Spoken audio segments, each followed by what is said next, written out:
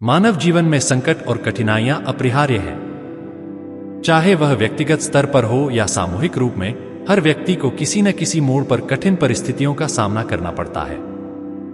ऐसे में धर्म और भगवान के उपदेश हमें मार्गदर्शन और साहस प्रदान करते हैं। विभिन्न धर्मों में संकट के समय में क्या करना चाहिए, इस पर विशेष ध्यान दिया गया है, क्योंकि यह वह समय होता है जब व्यक्ति का धैर्य, साहस और आत्मविश्वास सबसे अधिक परीक्षा में होता है। संकट के समय भगवान का स्मरण। वेद, पुराण, उपनिषद और भगवद गीता जैसे ग्रंथों में इस बात पर विशेष बल दिया गया है कि संकट के समय में भगवान का स्मरण करना चाहिए। गीता में भगवान श्री कृष्ण अर्जुन से कहते हैं, कर्म करो, फल की चिंता मत करो। इसका तात्पर्य यह है कि जब हम संकट का सामना कर रहे होते हैं तो हमें निरंतर कर्म करना चाहिए और भगवान पर विश्वास रखना चाहिए। गीता हमें यह सिखाती है कि कठिनाई के समय ईश्वर की शरण में जाने से व्यक्ति को मन की शांति और संतुलन प्राप्त होता है। संकट के समय भगवान का नाम लेना और उनकी शरण में जाना हमें आंतरिक शक्ति प्रदान करता है, जिससे हम विपरीत परिस्थितियों का डटकर सामना कर सकते हैं।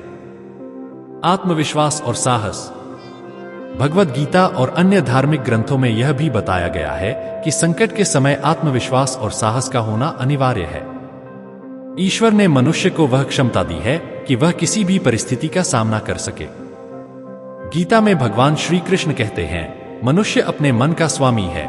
इसका अर्थ है कि हमारी सोच और दृष्टिकोण ही हमें कमजोर या शक्तिशाली बनाते हैं। जब हम संकट में होते हैं तो हमें अपने मन को शांत और केंद्रित रखना चाहिए। महाभारत में अर्जुन ने जब युद्ध करने से इनकार किया था, तब भगवान श्री कृष्ण ने उसे आत्मविश्वास और साहस के साथ अपने कर्तव्यों का पालन करने का आदेश दिया था। इसी प्रकार जब भी कोई व्यक्ति जीवन में कठिनाइयों का सामना करता है, उसे साहस के साथ समस्याओं का सामना करना चाहिए और कभी हार नहीं माननी चाहिए। भगवान हमें बताते हैं कि आत्मविश्वास और साहस के साथ जीवन की चुनौतियों को स्वीकार करें, क्योंकि कठिन समय स्थायी नहीं होता।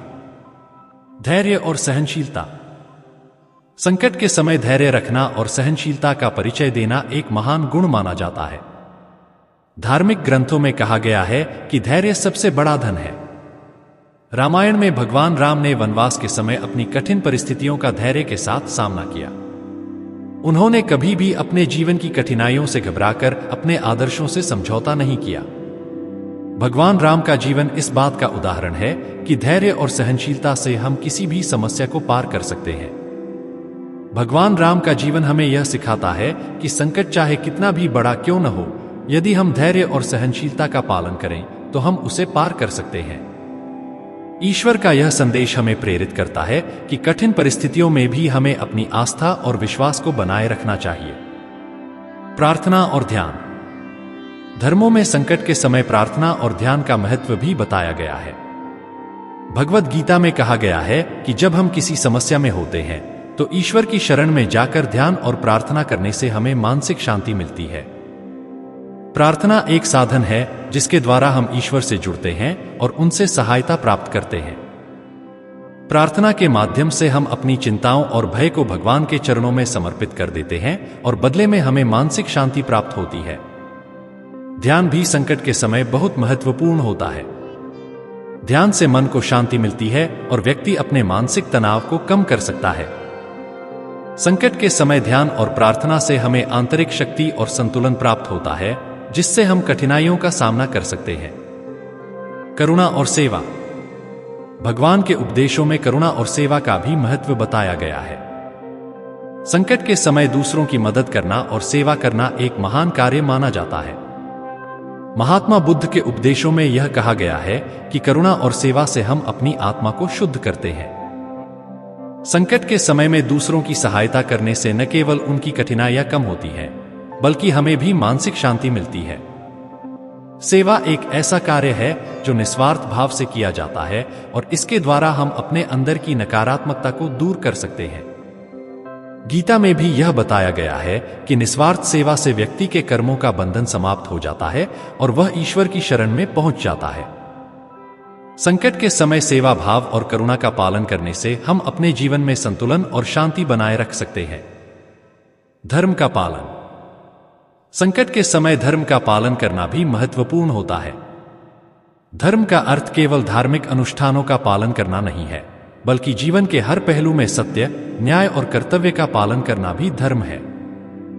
संकट के समय हमें अपने धर्म और कर्तव्यों का पालन करते हुए अपने कार्यों को निष्पक्षता से करना चाहिए। गीता में भगवान कृष्ण ने भी यह कहा है कि धर्म की रक्षा के लिए कर्म करो।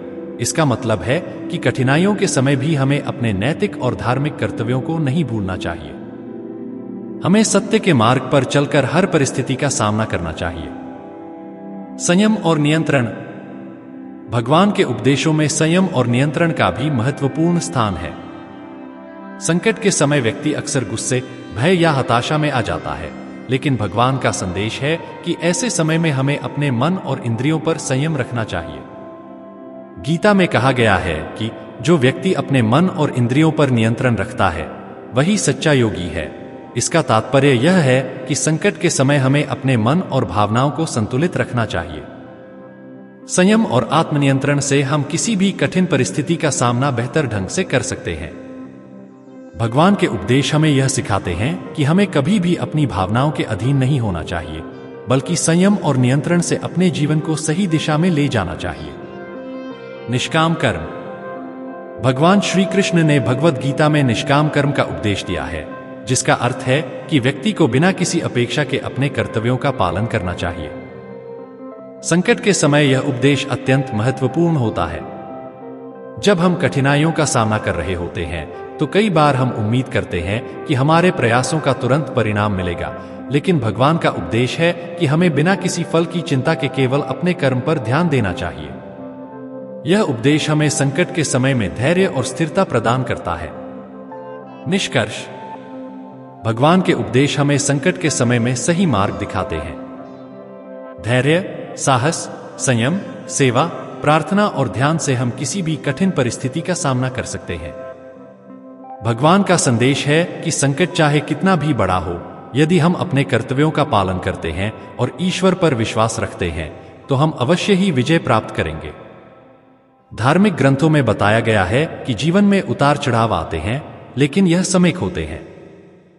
हमें अपने विश्वास, साहस और धर्म का पालन करते हुए जीवन की कठिनाइयों का सामना करना चाहिए और हर परिस्थिति में ईश्वर का स्मरण करना चाहिए।